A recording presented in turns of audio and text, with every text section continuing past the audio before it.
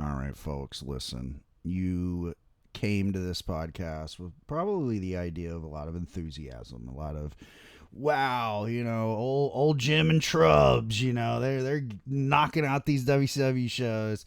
Also during this week, I found out there's a lot of contention, and I understand the contention, but I also want to tell Ooh, people relax.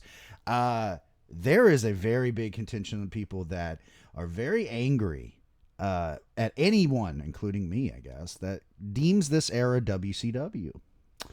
The whole thing is apparently just like with the Ron Garvin thing. I finally fully understand the Ron Garvin thing that we got a lot of shit for. Uh, we are just crazy, apparently. Everyone loved Ron Garvin. So, all right. I've seen like 80 people since I've been going back on the message boards of Yonder that were like, man, Ron Garvin. I'm like, all right. Goddamn. All the YouTube boomers were right. I would be fascinated to know if the Ron Garvin stands are still cool with Ron Garvin right now, Right. where the SummerSlam is happening, because he's like a special guest referee in a match. And just let us know if you're like, that's also my Ron Garvin era. I'm fascinated to know. Thank you. Yeah.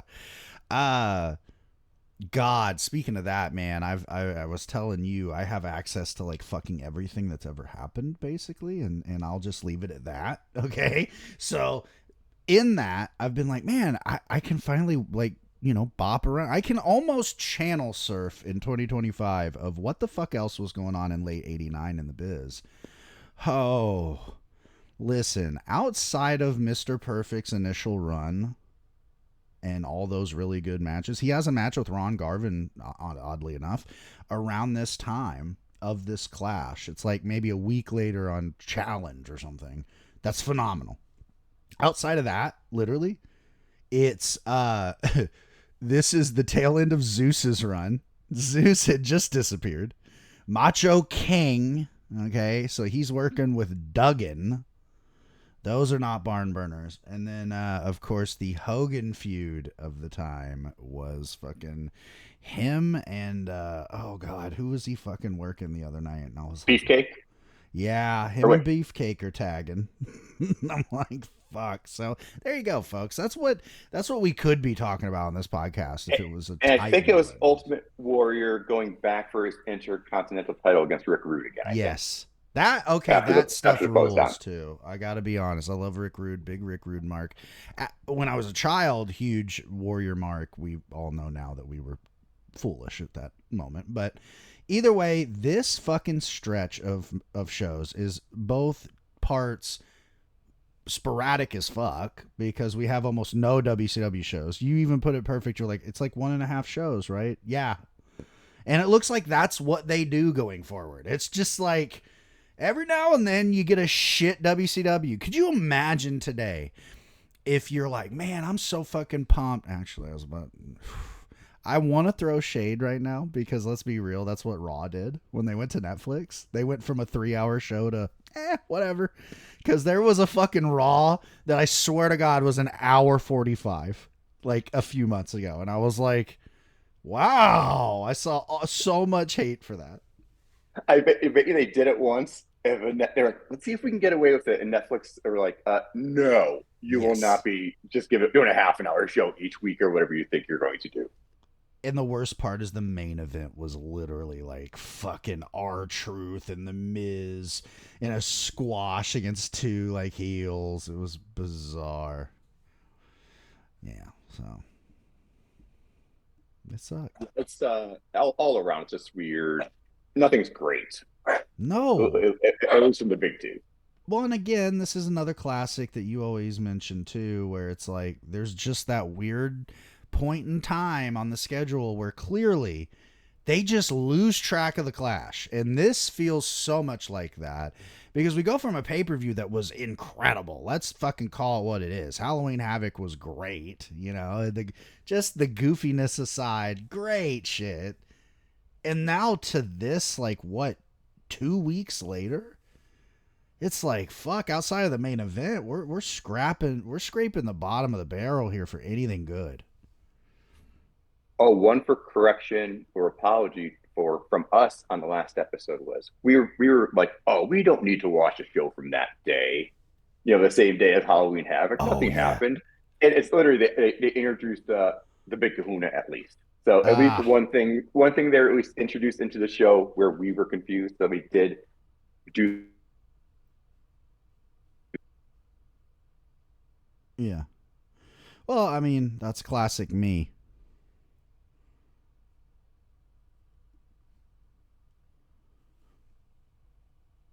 on commentary.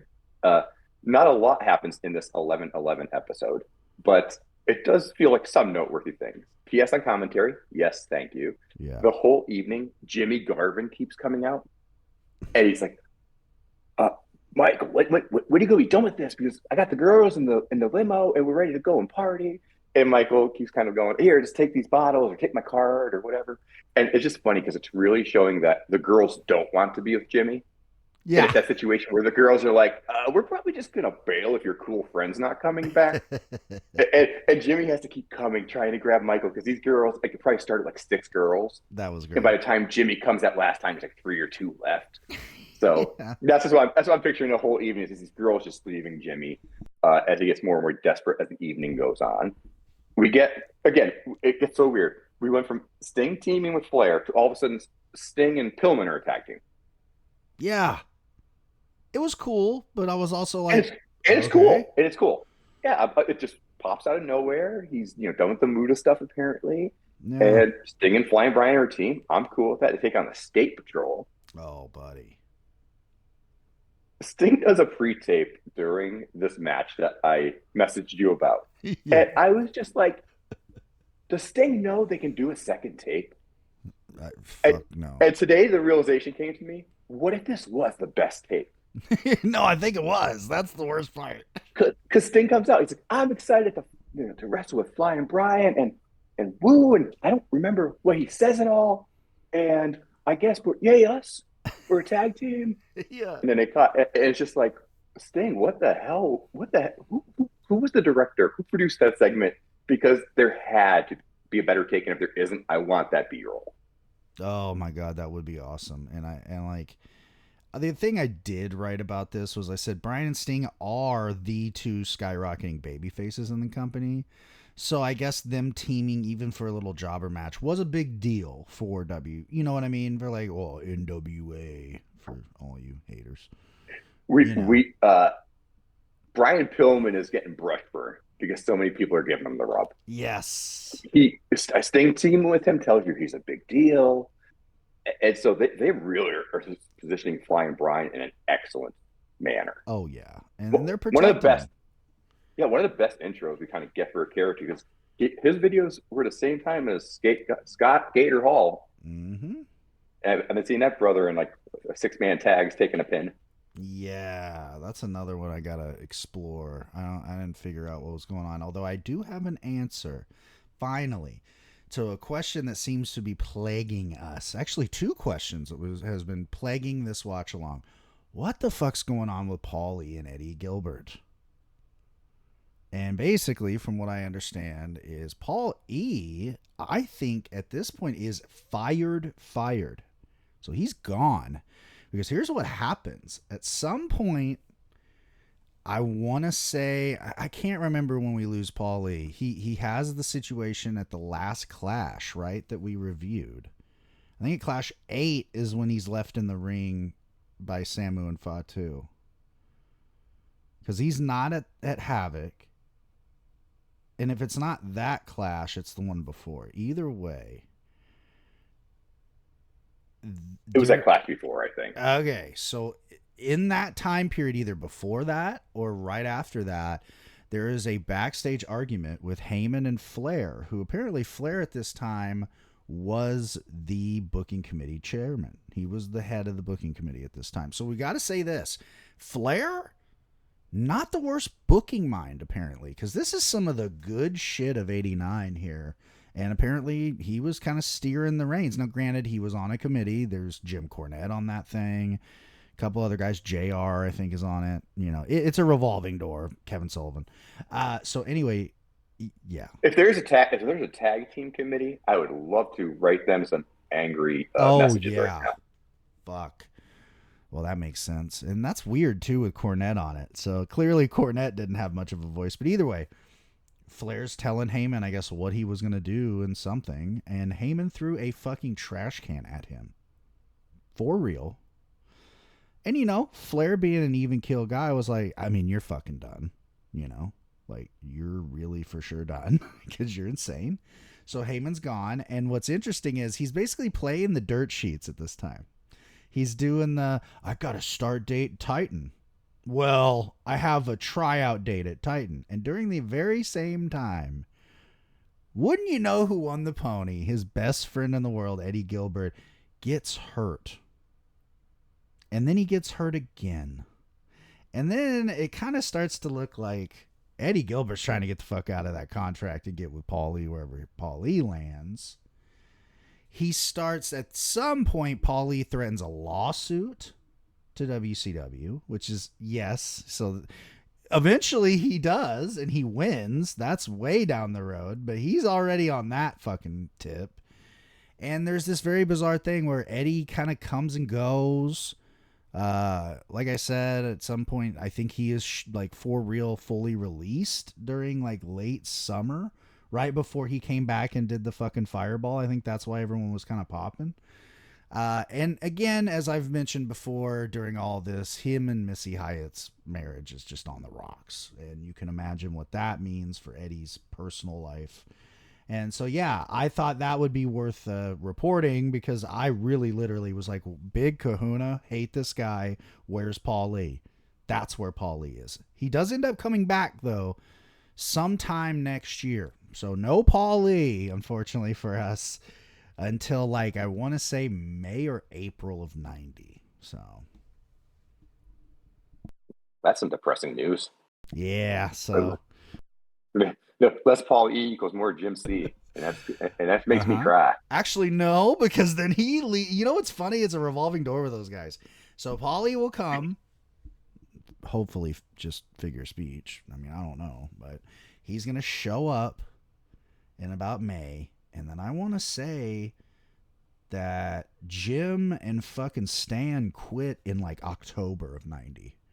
So it's not much longer. You got another, year of Jim Cornette. But a lot of that he's at home, by the way, because I do know that he's mentioned before a lot of 90. He's like, I was sitting at home making money doing nothing.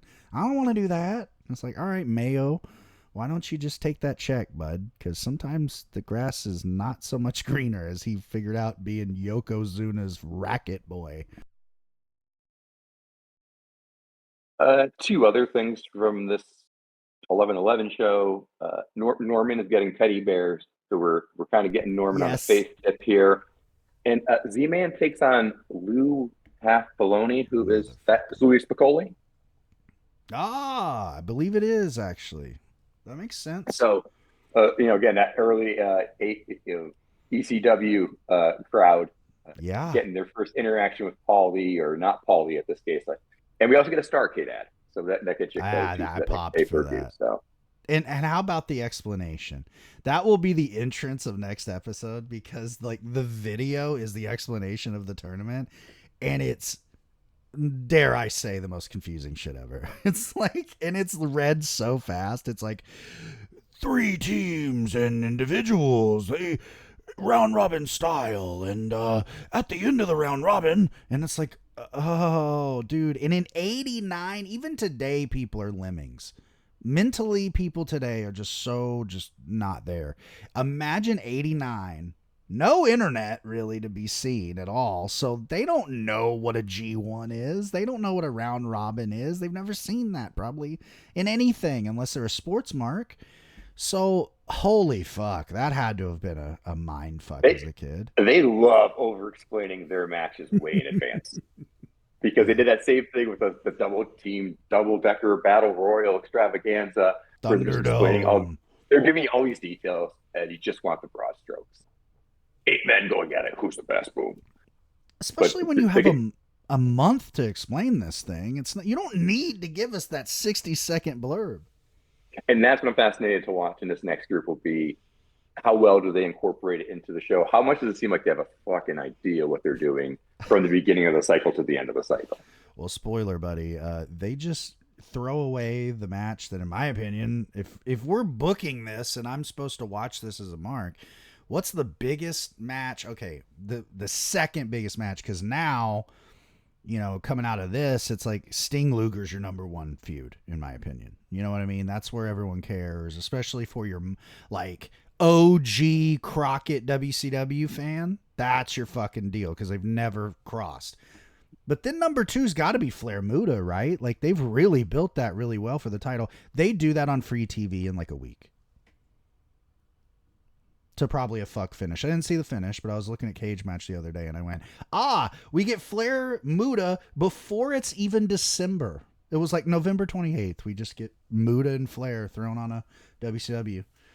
That definitely won't end in any kind of fuckery. No, not at all. And I mean, I think it's kind of the perfect segue, unless we have more about the TVs for fucking. Nope, we good. Clash 9, New York Knockout in the granddaddy of them all, Troy, New York, the RBI Center. You can just hear Ian Riccaboni announcing it. You know what I mean? Like, Troy, New York is on fire. Oh, fuck, I bet. And if it isn't, it should be. What a great opener. Road Warriors, Freebirds, and immediately this is fucked. And why do you think I say it's immediately fucked? Because it is. Okay, the Birds walk out, no belts. The bottom third says World Tag Champions. And then about 2 minutes in the match, JR lays the nugget on us of, and, the Fabulous Freebirds are defending their titles actually this coming Saturday against the Steiners. Which tells me, you morons changed a belt at a taping before your big show and didn't put it together. That now you're going to have to scramble. The only thing they did right is the Steiners don't come out with the belts either. But still, it's like, cool, so the belts just don't exist in this one show. I fucking hate that shit. That was definitely hella confusing. Even last time when we looked at this, we said, why isn't that a title match? Yeah. So, just this weird, they just do this really weird thing where they do the tapings like 3 weeks in advance sometimes. And I'm just not sure how you're carrying that as a TV product and a live touring product. Well, it's a mess. And then they don't help with this match because this match is fine. The problem is another fuck finish. I mean, it's just a stupid fucking DQ WCW finish. And even beyond that, it is the team, and it's usually the face team. They get themselves disqualified by hitting the ref or manhandling the ref. And it's just so, it happens so much in these tag matches of just the hitting the ref or doing a disqualification right in front of the ref. And just the tag team division just feels like a joke at this point. It's just nothing. There's things that we should be excited about, but none of it's coming together at this point. Not at all. And this must be Eddie Gilbert's last match, because here he is, Tommy Rich and Eddie Gilbert, against Doom. And I mean, this is what you would expect. This makes a lot of sense why Eddie Gilbert, I don't want to say feigned an injury, but he magically got a lot of injuries out of nowhere because he got fucking thrown around like a little bitch against Doom here. And again, that's what should happen because Doom is your hot young tag team. If you're doing this fucking G1 clusterfuck for Starrcade, these guys are brand new. You better get them some tag wins going in because they're going in against the fucking Skyscrapers and the Road Warriors. I mean, so smart move here. And like I said, Eddie Gilbert, not long for this fucking world. Then he's, again, just a fucking journeyman, just like fucking Tommy Rich, the greatest of all. We do get a clean finish, though, at least. We do have a clean finish because Doom just kills him. It's behind us. Yeah, kill him. And just that kind of thing, they still would fuck around and not have a clean finish. So at least we got a damn clean finish for once. We'll praise Flair for that one, I guess. Before that, though, I believe, is when we get the polls. The PWI polls of most popular wrestler, which is Sting, and the best wrestler of the last 10 years, who is Flair. And Flair is just racking up these kayfabe trophies and awards, and I'm so proud of him. I hope he hasn't sold all of them. Well, I don't know. He does I oh high I spots. hope, I hope, I don't expect, but I Yeah. hope. I bet Sting has his fake fucking trophy. I guarantee you. He's like too nice not to. Then we have it, man. That's as exciting as it sounds, but not as exciting as this next match. The Midnight Express versus the Dudes. I will say this. I was very surprised at how good this was. Especially when Shane is involved. Shane Douglas, man. You watch this stuff and you're like, really, why did it take ECW for Shane Douglas to like break out? He really was a good worker. He wasn't a bad promo even then. He cuts a couple promos leading into this where at least he's not doing the fake Hawaiian accent like Johnny Ace, trying to like live the gimmick and being fucking horrible. And Johnny Ace, I gotta give him credit. He's very serviceable here. You can see why he was big in Japan. He's athletic. He just doesn't really know what to do with it yet. And the Midnights are the Midnights. They're the fucking best. I mean, honestly, it's hard for me to think of a better team of all time than the Midnights. And to me, I'm a younger guy than some when it comes to the Midnights. I'm a Stan and Bobby guy. I think they're just fucking so good. And in this, they are just great about it. And they're not using corny. I kind of dug that neutral corner thing because it did just kind of naturally make you go, I mean, God damn it, you got me. Who are you choosing here? Like, where are we going? Because I just want it over.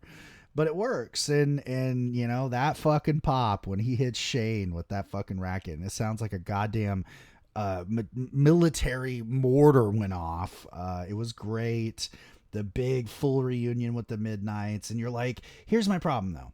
Out of this, you're like, oh my God, the Midnights are back. Fucking, they got to win the belts. They got to beat the Steiners. This is great.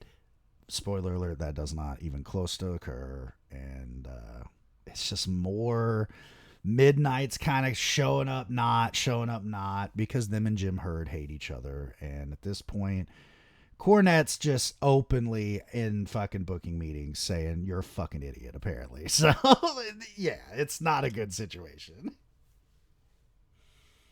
Yeah, but at least we get Midnight's back to heels where they kind of should always have been from the start because we Yes. didn't understand that face dynamic suddenly. So at least we get that of they're on the right side of their universe, hanging out with all the scumbags in the locker room. Yeah, with Sheik, who's sitting at home getting that mail money. Gimmick God, Super Destroyer, Jack Victory versus Doctor Death. The GOAT. Super Destroyer, well over 300 pounds according to Jr. Fuck. Sorry, Jack. This is just a fucking mauling, as it should be. Yeah, a whole bunch of none. But yeah, it gives Jack just one more gimmick to add to the rotation for Yeah. himself. So damn proud of him.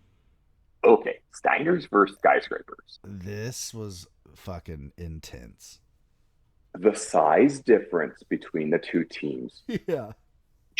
About 2 minutes in, I was like, whoa, you see him standing? It's just like a 6-inch difference. And watching them just go all at it, Mm-hmm. match is only 6 minutes. Holy shit. I It feels know. like kind of so much happens in that 6 minutes. It's just a lot of damage. It's a lot of like buildings collapsing, kind of all that shit. So kind of what Mm-hmm. Paul Ellering was promising last time about humans tearing down buildings. The Steiners actually kind of started some of that. Oh yeah, this is phenomenal. Scott hits the craziest fucking thing I've ever seen in my life. He does a fall away moonsault and lands directly on top of his own fucking head.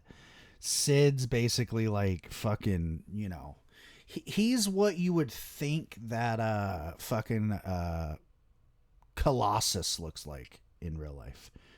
He's so big. There's a point where he takes a bump and he's so long that his legs actually get in the way. He's just so tall. And the problem is, Sid at this time is a fucking great athlete, so he can do the shit, but he's so just gangly. It's like watching a giraffe walk for the first time. You're like, he'll get it, but boy, is it awkward right now. And that's where we're at with Sid in '89.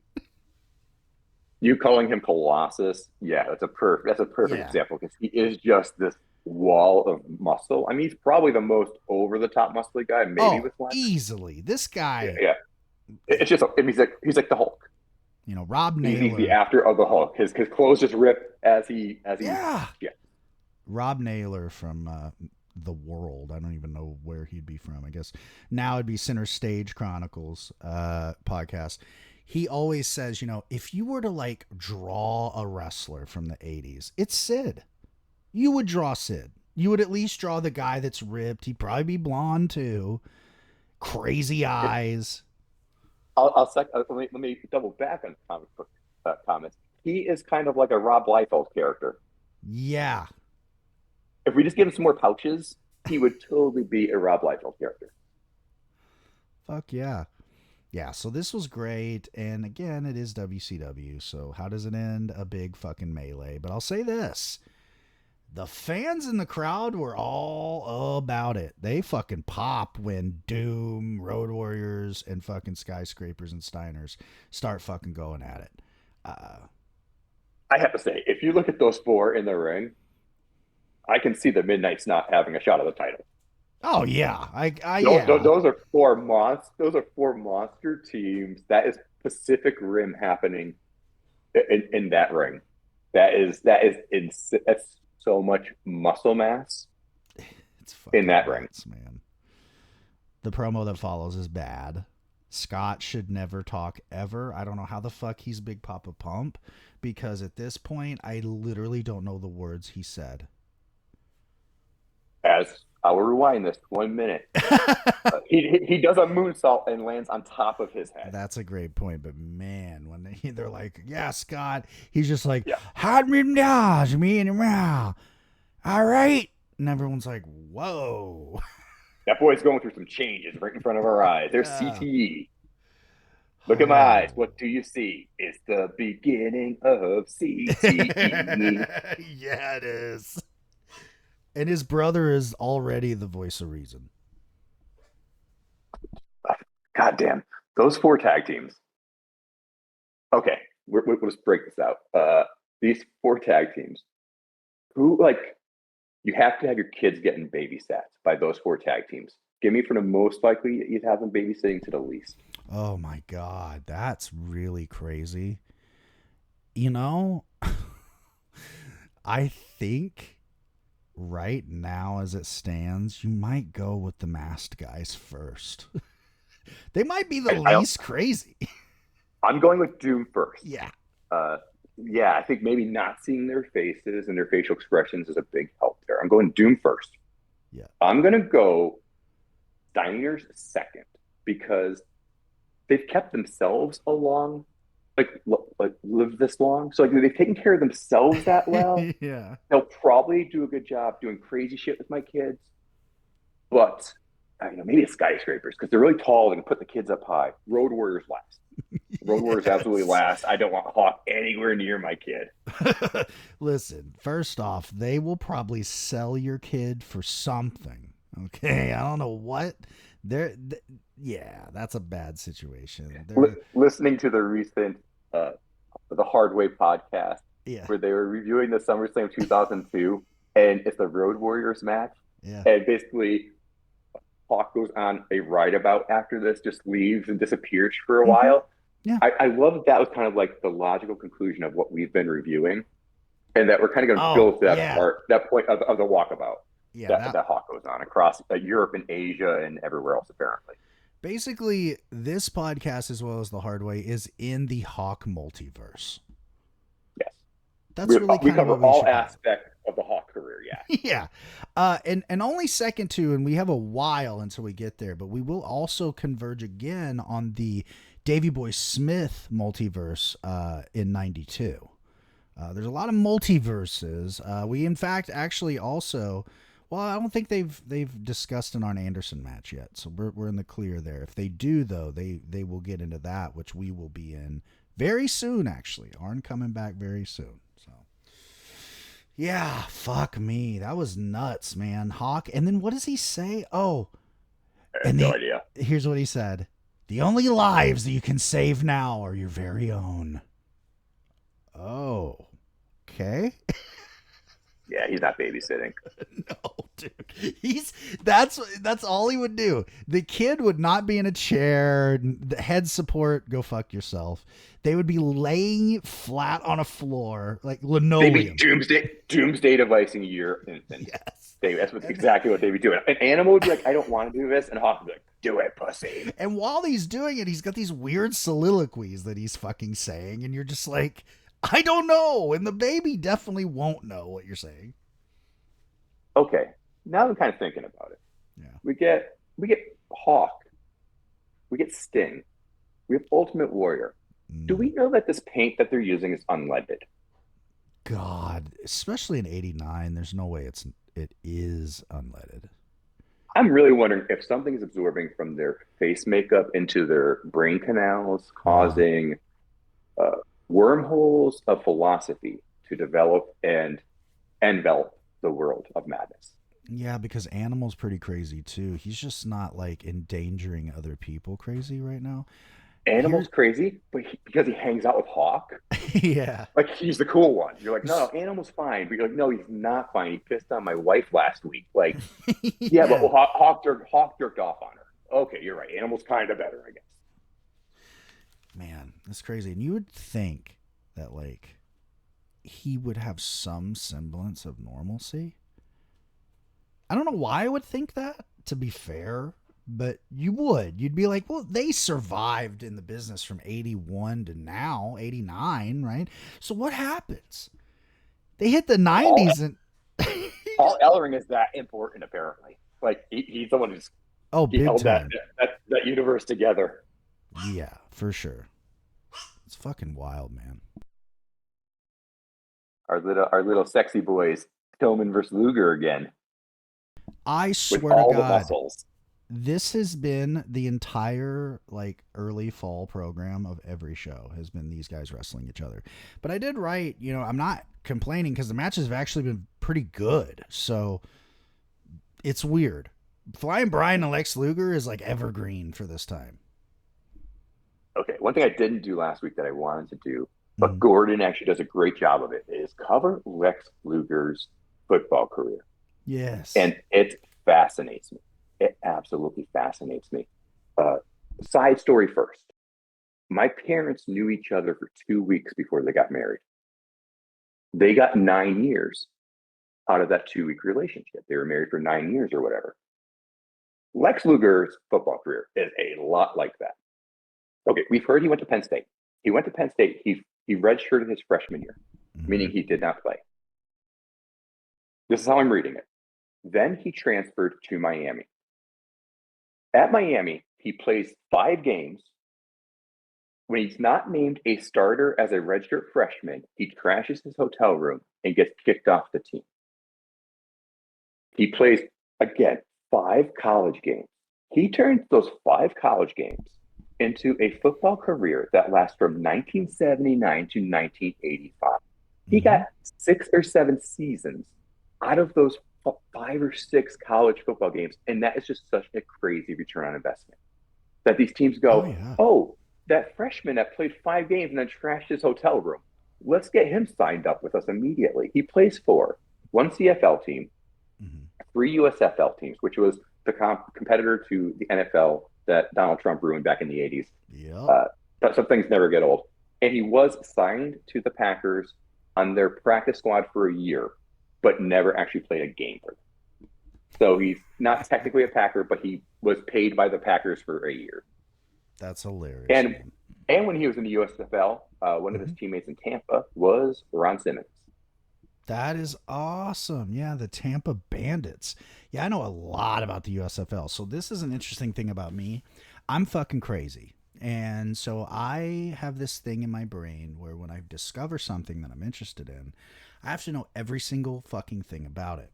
And the USFL was one of those things a few years ago. And yeah, Luger. So here's the whole reason I would tell you why he had such a long career. It's because you think about it between the NFL and the USFL, the one thing a lot of people don't know about football is it is very important and very vital for you to have really good offensive linemen. But there's not a lot of really good offensive linemen. So my guess would be Luger, hard, good sell. He was like, I went to Miami. And he must have had some monster stats in those games or something. Like, hey, no one got the set, whatever. And the USFL was so fucking piecemealed together anyway that they see O line and what was his name? Fucking, oh God, Well, and I Fole, think Larry the thing Fole or is, whatever. he starts in the CFL. So Yeah. by the time he gets to the USFL or the NFL, they've Mm-hmm. kind of got CFL, footage, stats, Yeah. performance they can go off of. So I can kind of get it, but yeah, man, it is mad because even back then, if you were a freshman, you couldn't be drafted by the NFL. Right. And so it's just kind of crazy. Like he's like a Maurice Claret before Maurice Claret, Mm-hmm. a little bit, kind of. Well, that was a huge deal actually at the time too, as the USFL made kind of a big stink. Well, not a big stink, but a big promotion about. Oh no, we'll sign you out of college. We don't give a shit what year you are, and that was very controversial, obviously.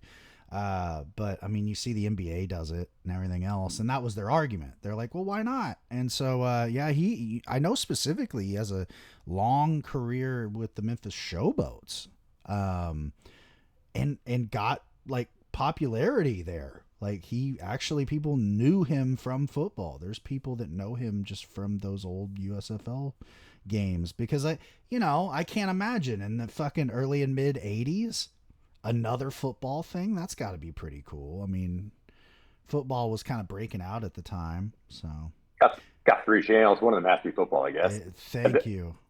Yeah, that's where like me and my wife's age gap comes in because it's only 4 years, but it's like pretty important 4 years. Like I'm 89, she's 93. So you think about it, TV changed a lot in the early 90s by the time she Mhm. shows up. And then by the time she's cognizant, you're talking late 90s, early 2000s. So it's hard for her to understand. Like when I tell her, I'm like, well, back in my day, right? Like MTV was important, oh, dude, I especially with didn't get music videos. MTV until I was 12 years old. They didn't carry it where I was from. Bible Belt, you know how those things work.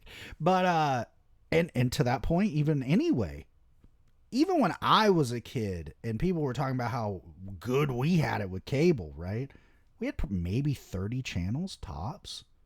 And a lot of those channels were dog shit. A lot of those were just like fucking Christian network, like fuck you, couple, We wanted MTV, ESPN. that's it. I think that was it. Yeah, so that was always really cute. And it's Oh yeah. Nickelodeon. Yeah. You'd have that. I didn't have Cartoon Network for a long time either. But so like, that's where we're at. And in 89, it's less than that. I can't imagine. I would imagine basic cable's probably 20 channels at the time. There's no way. It's a different time. That's why the TBS show was such a big deal again, because everyone got TBS. If you had cable anywhere in the fucking country, you had TBS. And, again, Luger, big deal on that show. I liked this match. I don't think it's as good as the Havoc match. That match just had something. You know what I mean? It had like a special little. The crowd was better too, but I think that it was a better performance from both guys too. Yeah, definitely agree on that. The match, Pillman mounts the top rope.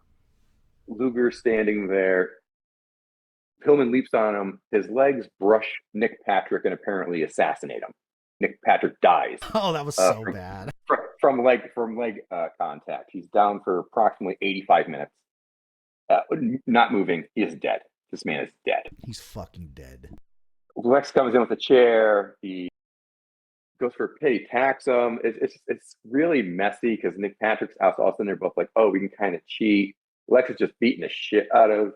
What was the end of the match? Oh, he actually defeats Flying Brian Yeah, he hits him in the because head he with the hit him. fucking chair. Yeah, it pins him and it beats his ass after the match. Yeah. And then Sting comes out for the save because Sting's the only person who knows how to save people properly. He comes out in a dress shirt and face paint, which I loved. Yeah, my wife. I was watching this with my wife yesterday, and she looks up from her crochet and she's like, "What the fuck is Sting doing wearing like real clothes?" And I went, "It's weird, huh?" And she went, "What the fuck?" She didn't even see him in the bolo tie during the award ceremony. She would have lost her fucking mind. But, the good old '89 bolo, man. Yeah, I mean, there's all fashion plays at the time. You guys were so Fuck fashionable. yeah. But this rules, and they start yelling at each other.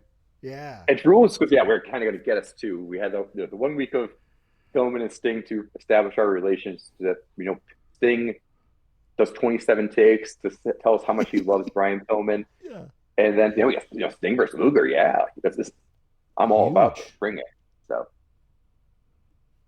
And then we have honestly one of the most iconic Flair promos for me, and that might seem odd. The reason is because I don't remember what it was. It was probably one of Flair's. I only saw this match from whatever WWE DVD box set they threw out first, basically, with all of Flair's, like, deep cuts and shit. So I mm, remember watching this in like probably '05 on DVD, and the Flair promo in front of the bloody painted fucking wall just stood out so much to me. I was like, fuck, like this is gonna be a crazy match. Look at this. He's talking in front, like they totally marked, like got me marking out. Like they were like, it's gonna work. This fat Mark's gonna love this painted up bloody wall. Just talk in front of it, Rick. It's also a good promo though, where he's going into like, it's more than the title. You're gonna say in front of the world, Terry Funk, on TBS, that you quit. and that's the worst thing. Think about it. Yeah, Think about it. Think about it. The yeah. worst I quit. That's the worst thing back You could in the never. history of life. Yeah, you could lose your whole family at once, and it wouldn't be as bad as another man making you say "I quit" in a very homoerotic way. I, I mean, I'm not sure if I equate me saying the words "I quit" any more or different than me tapping out or saying "I submit." It kind of feels like the same thing to Yeah, me. I'm not sure. Maybe I'm just a weirdo. especially in '89 when tap outs weren't a thing yet. So it's kind of like, isn't that just a submission match? Like you always had to verbally submit. Come on. But this ruled. Flair comes out with 4 women, I so have, we know he's serious. Hit me. and you will know better than me, but I've seen pictures of my mom from this era. I know it's weird, right? '89 fashion is fully represented here. I wrote every hair is teased, every shoulder is padded. This was phenomenal. These chicks come out, and it's so funny when shit just ages because you're like, I know they're presenting this as look at these hot fucking chicks. Some bitch has a fucking Carmen San Diego looking hat on. Amazing. I love how I called her a bitch. They're so fancy. I actually we talked about it last time, but I don't. Okay, Troy is right outside Albany. Mm-hmm. These women do seem very Albany, and I say that as someone from Scranton. Yeah, the Albany branch. Yeah, for sure, man. That works. That works for sure. Fucking yeah, this was great. And then how about Funk coming out with two cowboys? Interesting dichotomy. Whatever rodeo you go to, my friend, whatever Hey, rodeo you go whatever, to. Terry. We love everybody here. So this was fucking awesome. It starts with just brawling. Yeah. It's a bit of a tale of two matches for me. Yeah. Going into it, I see, the 9-star rating or whatever. Um, I think I don't like I quit matches Yeah. because the wrestlers act so illogical. I don't know Yes. why Terry Funk thinks punching Ric Flair is going to get him to say I quit. Or There is a pile point in drive. there is a point in the match where basically I don't like the part where Terry Funk's in charge. Funk has Flair in the corner for over 30 seconds, hitting him, punching him with a microphone, saying, "Say I quit." I had to rewind because I had to see if Ric Flair somehow got handcuffed to this rope. I couldn't understand why he was powerless for 30 seconds, over 30 seconds to do nothing. And Funk thinks he's going to get him to say I quit by punching him. I remember Dick Murdoch telling us that Terry Funk is stupid. And I guess this just says Dick Murdoch's right. I don't Absolutely. get it. You have a move of the spinning toe hold that makes people quit. Yeah. Fucking use it. So I Yeah. think that's the thing for me that's so frustrating in these matches. It's so illogical. It's just I punched, and then oh, he has Ric Flair's head between his legs, and the referee's down there Weird. asking, "Do you quit? Do you quit?" I'm like, well, what's he doing? Squeezing his ears? Do you think an ear squeeze is going to make him submit? It's just so illogical, and so it just annoys me. It just Yeah. annoys me so much. And I, except for the match, I love Flippy Floppy Funk. I love when he flops over the Oh, corner. I love when he's out at the out at the railing, my taking a swing at favorite. somebody, and he kind of flies over. Like Flippy Floppy Funk is awesome. The stuff outside is great. Like Hmm. if it wasn't an I Quit match, I would have liked it so much better. I think. Yeah. Outside, he's doing his little. I'm sitting down in the hammock pile driver on the concrete floor. The one thing in this match we haven't talked about it yet: the yellow shirt security. Mm-hmm. Did you notice they were security? Did you Mm. notice them? Period. Did you notice them? No. Period. No. Around the ring, it looks like frat boys. They Yeah. all have yellow shirts on, and they are the security. So if you're watching this match, and it's all throughout the show, they kind of stand in front between the railing and the crowd for like the outside stuff.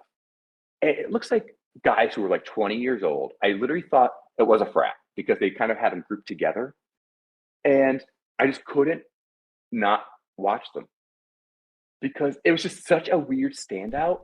And it had about maybe two or three on each side of the ring. It Yeah. was just such a grotesque color It's weird. for I did yellow. notice the It's shirts, just but it's just security doesn't look like it looks like people who you want to watch your drink around. yes. That is who's the security around the ring. It was just very weird. Troy, New York seems like a really weird place. I'm just going to say that one for the record. Gotta be weird. Your name is Troy. You're in New York. What is that about? There's nothing Roman going on here. You are in New York, and I have my own opinions about you.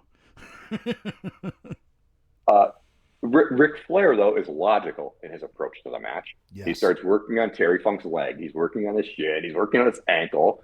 He's trying to do, gets to the figure four, which eventually gets Terry to quit. So Ric Flair goes into this match. He is a smart man. Terry Funk goes into this match. He is the dumbest man alive. Yeah, it is weird. My wife had a great little quote where before this match even starts, like, well, once it starts and Flair's doing the fucking, or Funk is doing like the flail shit you were talking about, she looks at me and she goes, "Oh, so Moxley's just Funk too?" And I went, "Yeah." Yeah.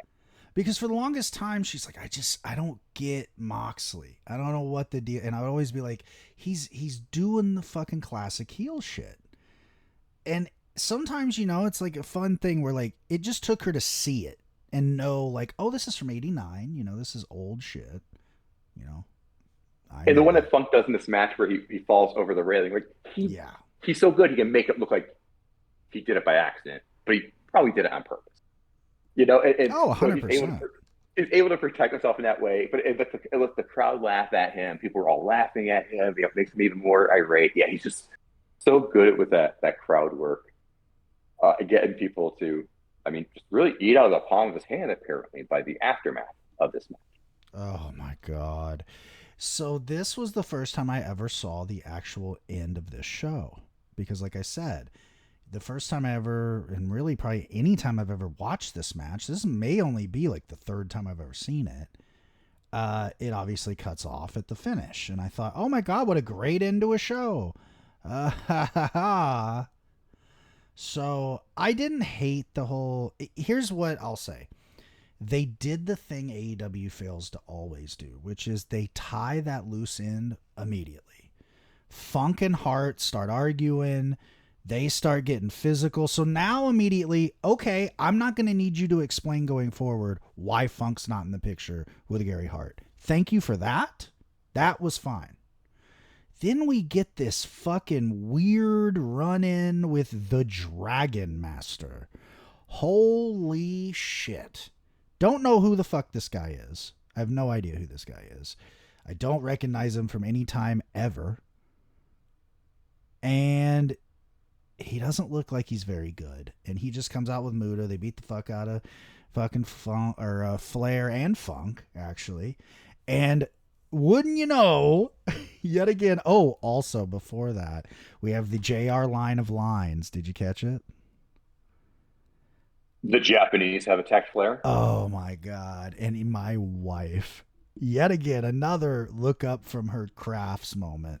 She went, "Did he really just say that?" And I went, "Oh yeah." And she was like, "Oh no."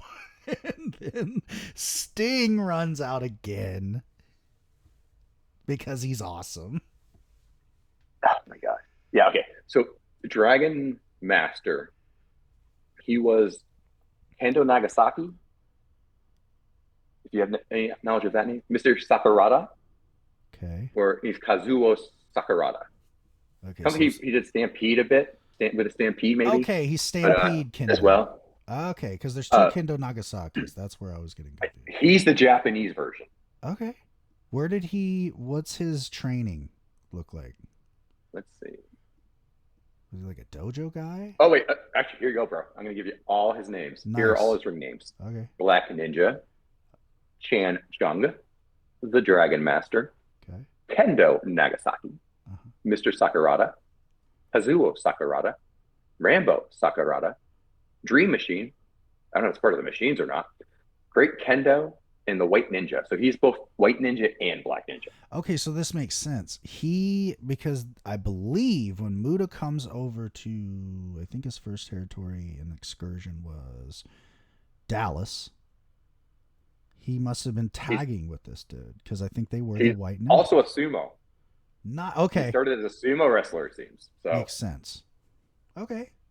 Does he but I'm with ever? you on. I don't need him in this ring. I'll have to figure out it. Like, is he like a guy from a dojo or something? Like, was he from All Japan or something? That's because I don't know why he's important.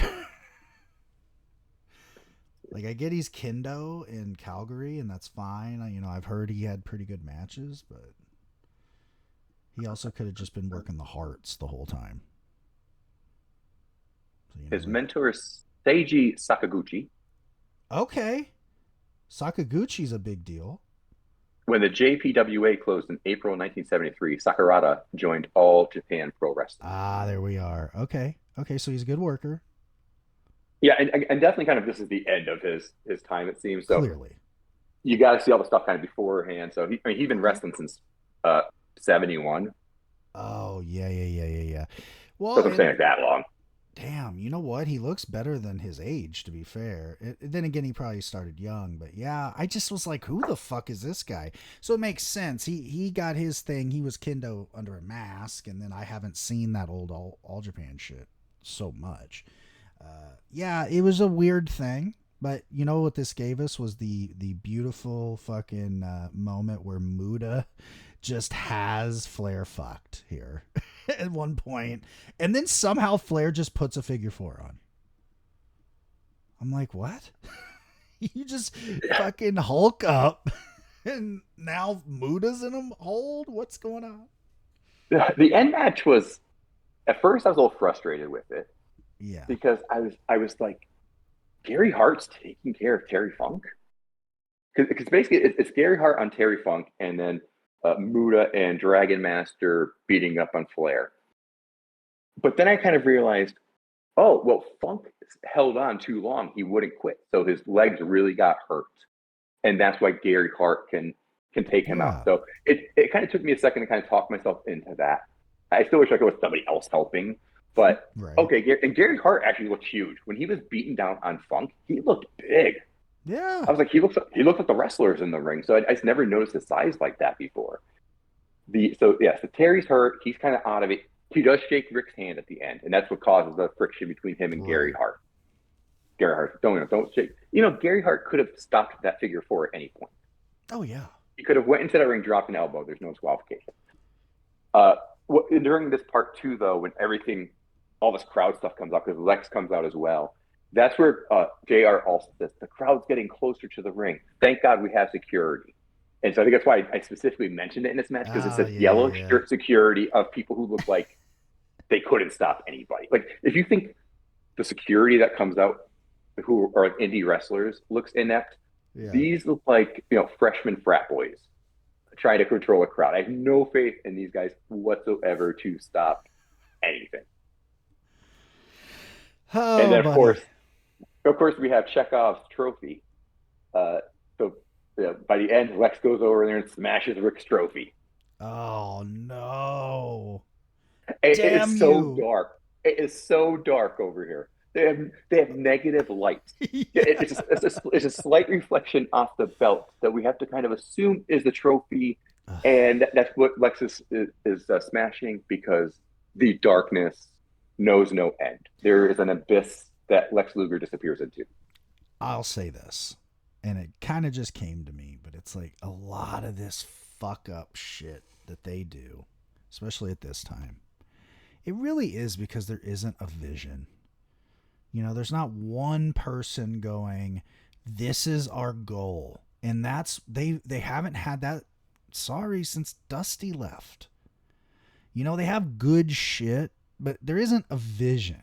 You know, at least when Dusty was in charge, and he does come back soon, which thank fucking Christ. I mean, we do get Ole booking, but we do have Dusty here in a little bit coming in, I believe 90, maybe 91 when he comes back. I think it's 91 because I think he comes back the night of Super Bowl 1, I believe. So we've got a little bit, but we've got some dark days in 90, but that's my I think biggest one thing. thing, what you're talking about, Ken, it's like movies made by committee versus an auteur. And Yeah. like the TV show Dexter, I believe the first three seasons was the same producer. I think it was Scott Gimple, and he was a producer for the first 3 or 4 seasons. Yeah.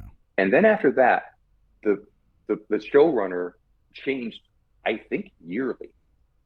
And that's why those first couple seasons are so good and cohesive. And by the time you get to the end, they just get off the track with the vision, and it's the copy of a copy of a copy, basically. Oh my And god. and that's the issue here is you just need somebody to take the wheel and say this is Yeah. what we're doing because the top line's good.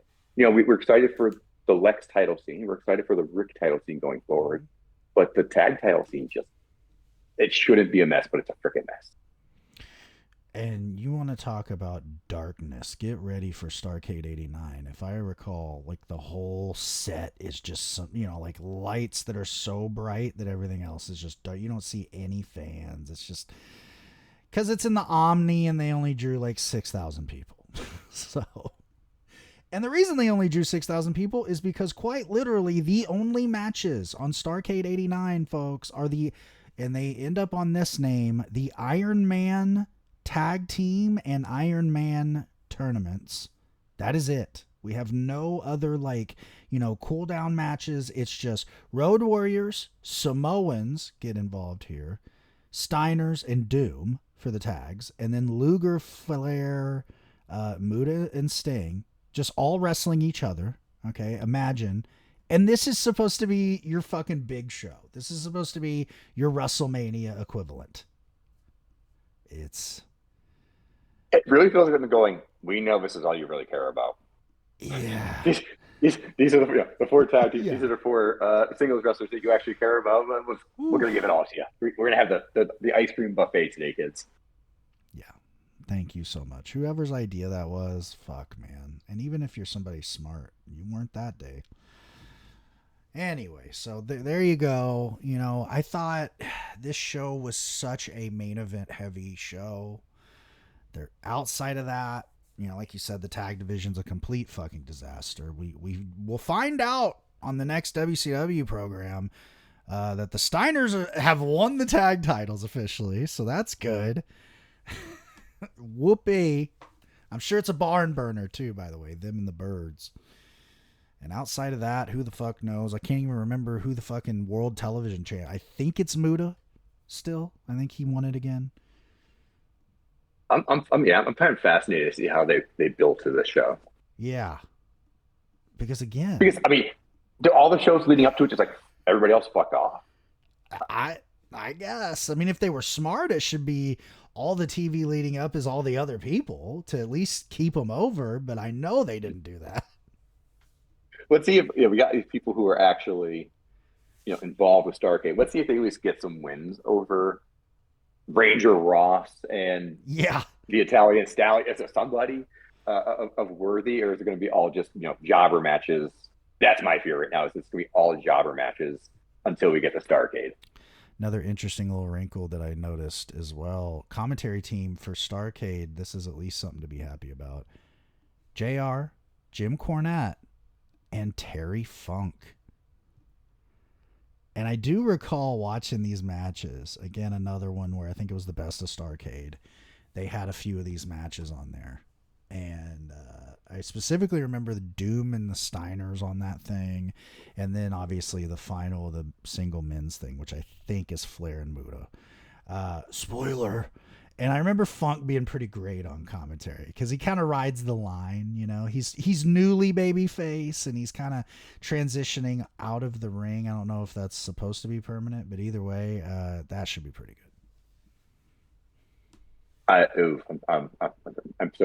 I'm so worried for us. I'm Oh just looking no! at the 11. It's a 12-9 broadcast, but it's a taped on 11/28. It is the jobberiest of jobber matches. You know, the Steiner brothers defeat Gene Ligon and Ned Brady. Whoa! Samoa SWAT team with versus Mike Thor and Rock Hard Rick. Oh, Sting and Bob Hook. Oh, Really? One match here that does fascinate me is Bruce Wayne and Dick Grayson versus the Midnight Express. And it says Bruce Wayne is Shane Douglas and Dick Grayson is Johnny Ace. I'm fascinated to see what that is. what? Oh my, like this is going to be this is going to be Yeah.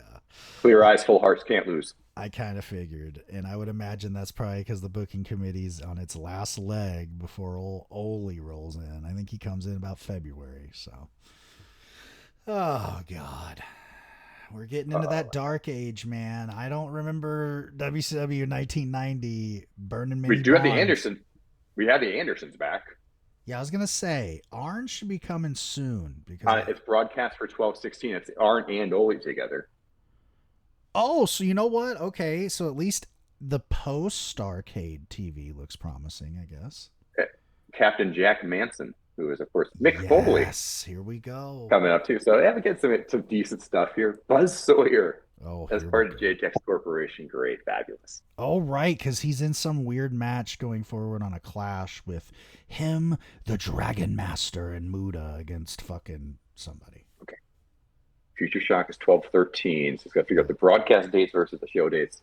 Oh, I know. But yeah, it's going to be. I think it's going to be some brutal shit. I think I have a feeling we're going to see a lot of Keith Steinborn. I didn't see Keith Steinborn's name that much. Whoa! Damn, the king of the You- jobbers getting jobbed I out know. completely, Sorry, man. bro. That poor You're so man. you're so yesterday. Yeah, Keith, come on, man. Your flowy locks are not enough anymore. This isn't the 80s, brother. We're in 1990 coming up. It's all about neon, we get a acid lot. wash. We get a lot of Richard Sartain. Oh, Jesus. I don't even know who that is, and I don't want to. We get a lot of him, a lot of Gene Ligon. Oh, I love me a Gene Ligon match, though, to be fair. Who is the guy? There's some dude, he's from California, and they keep saying his name's like Scrap Face or something like that. He's like a jobber, and they keep talking about his nickname. Scrap Iron? And I think it's maybe Scrap Iron. There's a guy I that I can't think is remember. Scrap Iron, Rick Stidley or something. I I don't think it was know. him. Yeah, I don't know who the yeah. fuck it is.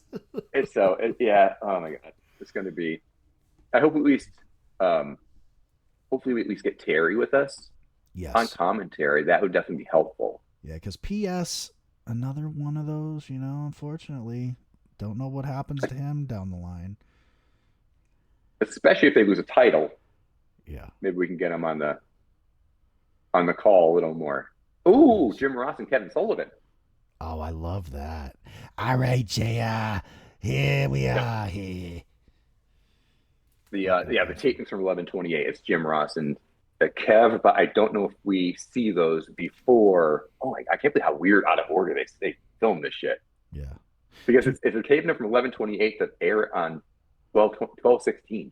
Oh, yeah. They start doing That some was like weird three shit. weeks. Like so weird. Yeah.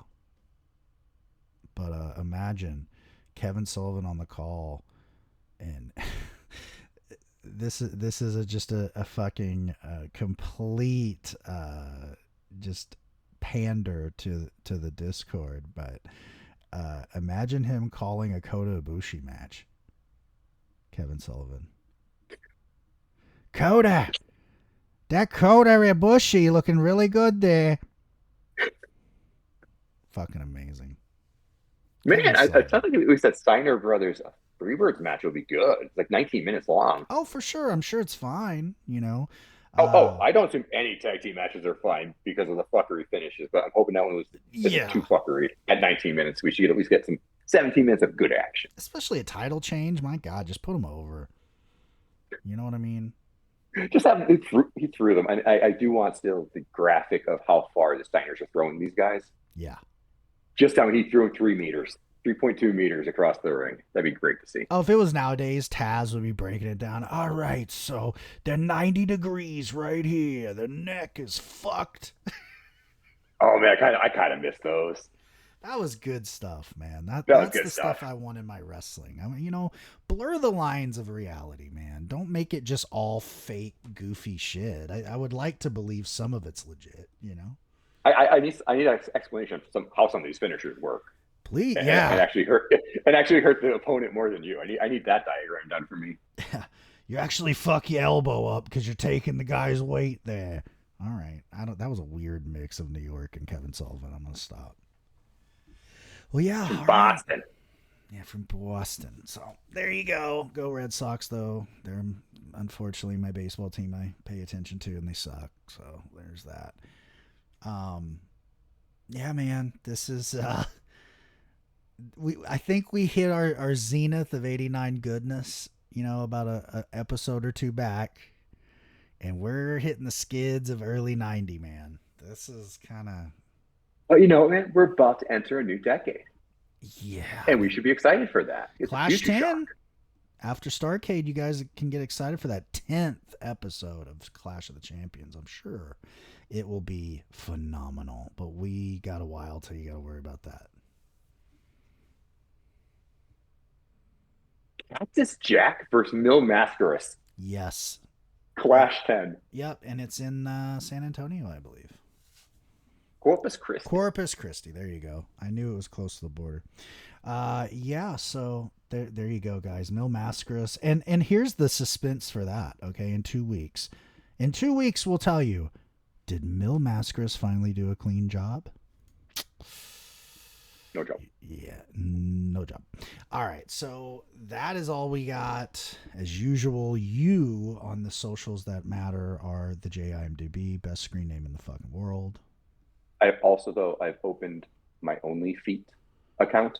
Nice. And so there I'm Long Toe Jimmy. There you go.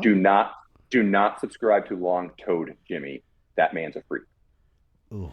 Yeah, you don't want that. But I post daily pics, all the angles, assorted filters. So just drop me that money. Thanks, guys.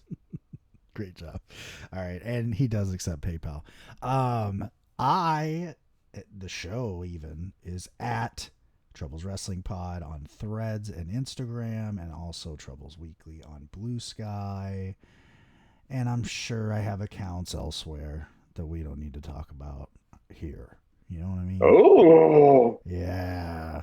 I mean, you never know. I might be a customer someday. You never know. So, yeah. All right. Until next time, just hold on to what's important, which is these skyscraper matches and these Steiner job matches, because it's not going to be long. We're going to get more fucking Z-Man.